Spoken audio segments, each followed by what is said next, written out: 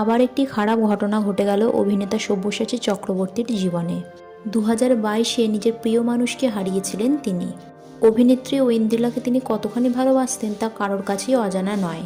কাজেই তার মৃত্যুতে রীতিমতো ভেঙে পড়েছিলেন তিনি।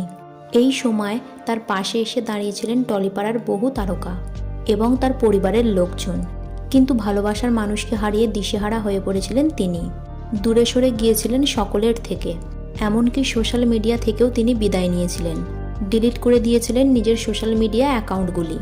এরপর নিজের পরিবারের কথা ভেবে বা বলা যেতে পারে ঐন্দ্রিলার আত্মার শান্তির জন্যই তিনি আবার কাজে মন দেন।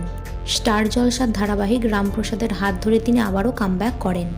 টেলিভিশনের পর্দায় তাকে ফিরে পেয়ে খুশি হয় তার ভক্তরা।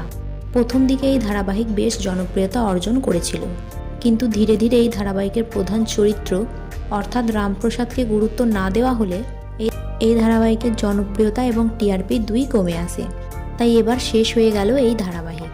এই ধারাবাহিক যে শেষ হয়ে যাচ্ছে এই খবর দর্শক অনেক আগে থেকেই জানতো, আর এর জন্য তাদের খুব একটা খারাপ লাগে, কারণ তারা জানতেন স্টার জলসার পরবর্তী ধারাবাহিক ভক্তির সাগরে প্রধান চরিত্র অর্থাৎ রামকৃষ্ণদেবের ভূমিকায় অভিনয় করতে চলেছেন সব্যসাচী চক্রবর্তী। কিন্তু তাদের এই আশা এবার ভঙ্গ হলো।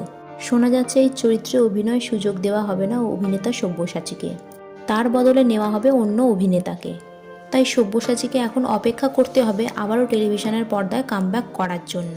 অন্য ধারাবাহিক এবং অন্য চরিত্রের হাত ধরে তিনি আবার কামব্যাক করবেন ধারাবাহিকে। বন্ধুরা, সব্যসাচীর থেকে এই চরিত্রটি কেড়ে নেওয়াতে আপনাদের কি মন্তব্য নিচে কমেন্ট সেকশানে জানাতে পারেন।